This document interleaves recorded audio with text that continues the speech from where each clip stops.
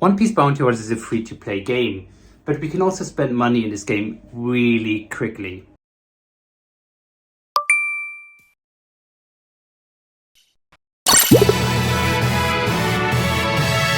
Now, none of us would spend money in the game because we're obviously all free-to-play, just like our favorite creators. Oh shit! Wow, I got a free I might buy both, I'm not sure. No Yeah, way, though. No way. Right. Oh my god, packaging US! Now, obviously, Bandai is making a lot of money from One Piece Bounty Hunters, otherwise the game would not be alive at this point. But really, how popular is the game? How much money are they making? We'll find that out in a minute.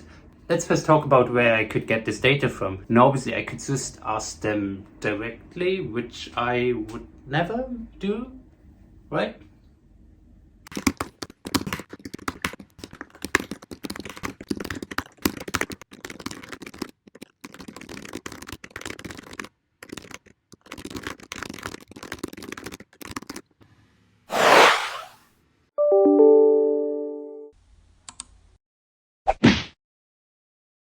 Huh, they actually gave me the number. I guess we could try? Give me a sec.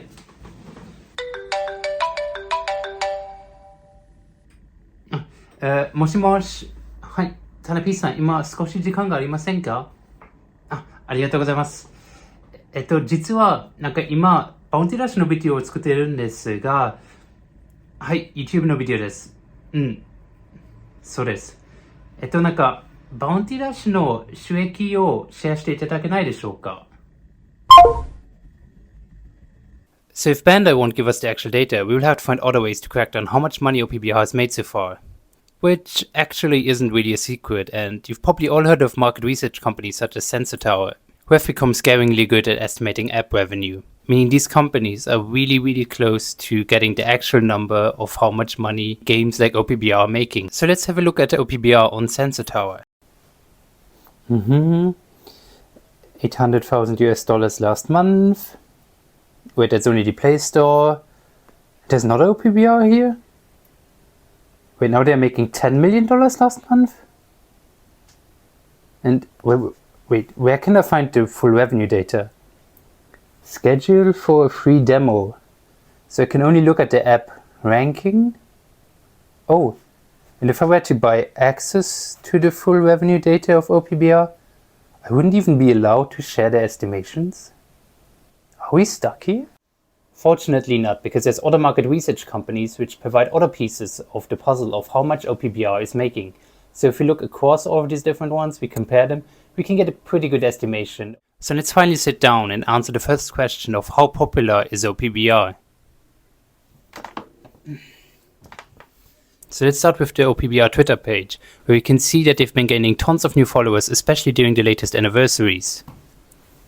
The OPBR subreddit has also seen steady growth and more comments and posts than in the previous years. But perhaps the most important metric is that OPBR is getting more frequently featured on the different app stores and play stores to new people scrolling around new games to play with.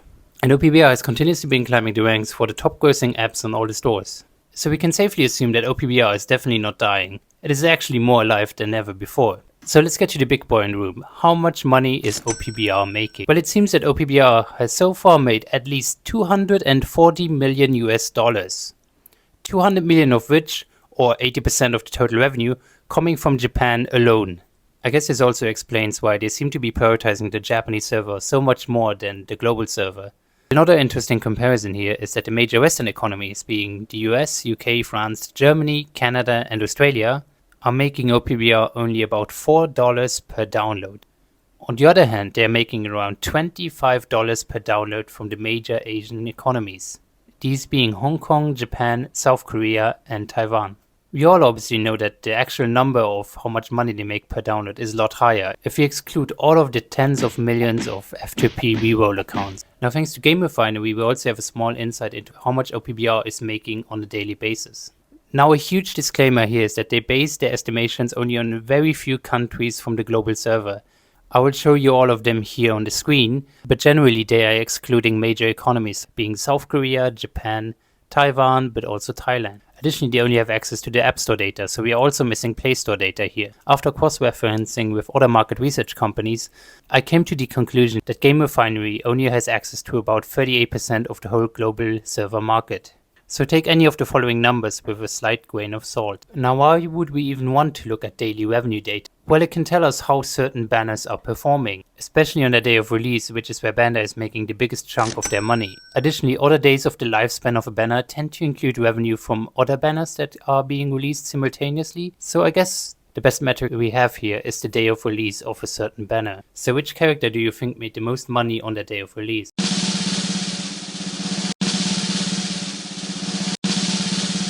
EX Zoro. He made around 142,000 US dollars on his day of release, only on the App Store and only on the countries that I've named before. And if we account for the approximate other 26% of the global server, then we can say that Zoro has made around 372,000 US dollars on his very first day of release. And this is only the global server, so knowing that Japan spends around 4 times more than the global server, we can easily see how Japan has spent at least 1 million US dollars on the release of EX Zoro. Now how does this number compare to the other EXs that have been released on the 4th anniversary? Well, Kaido only made around 144,000 US dollars on his release, and Big Mom only around 94,000 US dollars. So let's zoom out of the 4th anniversary and take a look at the global picture. Here is a ranking of the top 10 performing banners in OPBR so far according to Game Refinery. Second best performing banner is EX Filmet Shanks with 329,000 US dollars, followed by the King of Pirates himself making $235,000 on his first day of release. The recent Blue Attacker Yamato made around 206,000 on release in global, followed by our first V1 banner with EX Akainu making 170,000 and the original EX Luffy banner making 162,000 US dollars. Now for the most surprising number. The 7th best performing banner is none other than EX Blue Runner Big Mom. That's not even her initial banner. No, we are talking about her rerun banner. The 9th place actually goes to our very first EX that is appearing 2 times in this list, which is none other than, yeah, it's obviously Roger. Roger made it twice. And this concludes my very first video here on YouTube. Thank you so much for watching. If you want to look some things up for yourself, I will be leaving all of the resources that I've been using in the description box below. I would appreciate it so much if you could leave me a comment to tell me what I could do better for my next video, what you liked, what you didn't like. Once again, thank you so much for watching, and I will see you guys in the next video. Bye!